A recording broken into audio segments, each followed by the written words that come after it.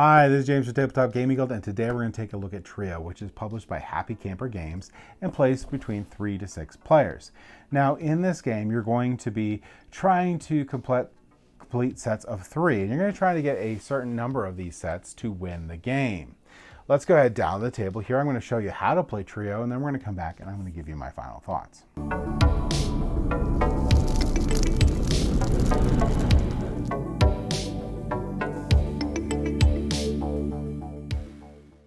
All right, Trio is all about 3 is the magic number. Be the first player to collect a certain number of trios, 3 identical number cards, depending on the mode that you play, and win the game.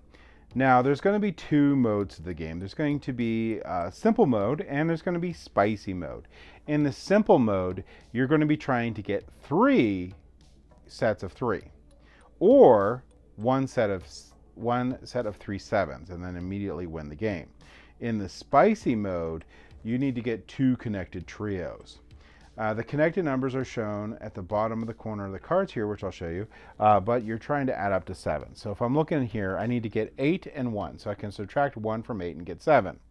So I need a set of 8 and a set of 1 to win there. And there's other cards in here. Like I need, in order to get this, I can get the 5 set of 3 and the 2 set of 3, or the 5 set of 3 and the set of 3 12s to win the game. That's basically this, the spicy mode. So you can win with all the way down to 2 sets of trios there in the spicy mode, except for 7 trio always still wins immediately. So if you get 3 sevens, either way, you're going to win immediately. And that's going to be the simple mode and the spicy mode. Well, how do you play the game? We're going to shuffle up this deck here, and then you're going to look at a chart in the book here. So depending on your number of players, it's going to have how many number of cards go to each player, and then how many cards go in the middle. So if we were playing, let's say, with 3 players, it would be 9 cards to each player and 9 cards in the middle. 4 would be 7 cards to each player and 8 cards in the middle. 5 would be 6 and 6, and 6 players would be 5 to each player and 6 in the middle. So let's say we're playing with 4 players. So with 4 players here, each player is going to get 7 cards, and there's going to be 8 cards in the middle. So I just actually put the 8 cards in the middle out first. And then I will deal out the 7 cards to each player. You can do it in any order you really want. Doesn't really matter. But if you do it that way, you don't need to pay attention. You're just going to deal out even piles of cards, and you'll know that there are 7 cards. All right. Now the next thing that you have to do is you're going to need to order these cards. So you're going to order these cards in your hand from smallest to largest. Now before the game began, you would have picked whether you're going to play the standard mode or the spicy mode. But what we're going to be doing is the only thing that really matters currently is what's your highest and what's your lowest. Now, whoever ate an avocado last is going to be the first player, or you're going to decide whoever is the first player with whatever method you want. And you're ready to start the game. So that's how easy setup is in the game. Now, there's only a couple things that you can do on your turn. You can only do one of these 2 things.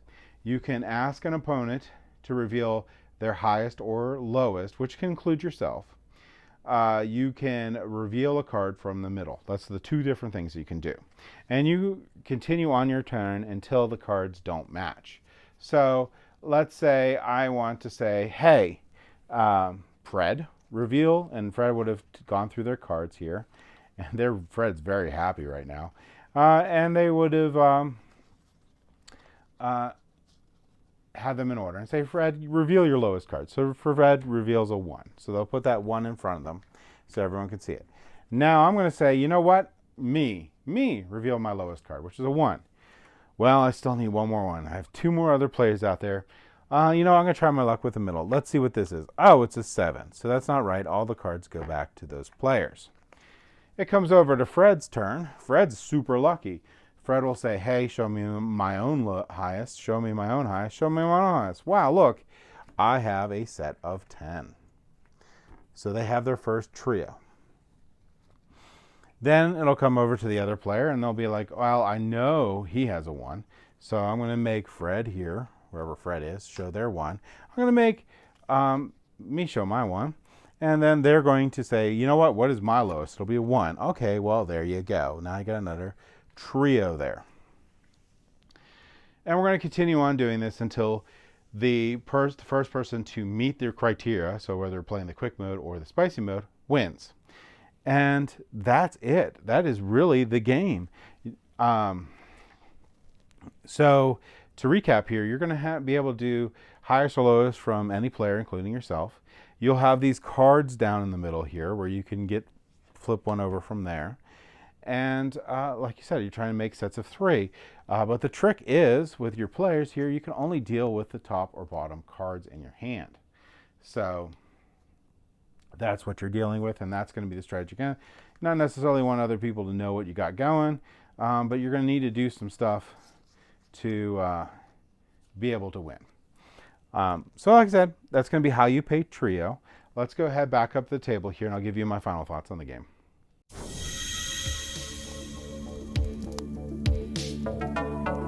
All right, so that was trio. Now, component quality for this is really good. The card quality is really great. These cards are really going to hold up to a lot of plays, which is very important if you have a card game.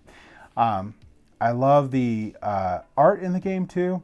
It's not a lot of art in it, but I do like how they did the art for the backs of the cards and the fronts of the cards. So I like that a lot. And I like how they did the iconography for it. Very straightforward, very easy to see. No question in what needs to be done, which is a big thing for a card game, again. So gameplay for this is very simple. It's extremely easy to teach, and it's cool that it has 2 different modes. So one might think because of how simplistic it's to teach, it's not going to be much of a game. However, I have found that this game is a lot of fun. It is fast, it is simple, but there's a high level of player interaction in the game. And it's a little bit of a memory match in the game too, but it is a fast game. It's easy to teach and enjoyable. And you can't say that all, for all of the games that you can get at, like, let's say your trick-taking games, your simple games. This game here is definitely very solid. So even though it seems very simplistic, it really has really great legs to it. And I think this is going to be one of those like future classic games that you can play with your family and friends and bring out. It really has a feel of a classic game, even though it's brand new. So that is really cool too. And I'm a sucker for card games, and this game here is definitely going to be going into my collection. And not very many games make it into my collection. It's just a lot of fun, and it's great to play, especially if you have younger kids. This is going to be a great game to introduce them into card games, or just have people that are non-gamers just sit down and have a fun time with them. So that's my thoughts on it. So if you like what we do, please like and subscribe. It really helps us out a lot. Helps us get more equipment up, helps us get more reviews up for you. And either way, I hope you all have a great day, and thank you for watching.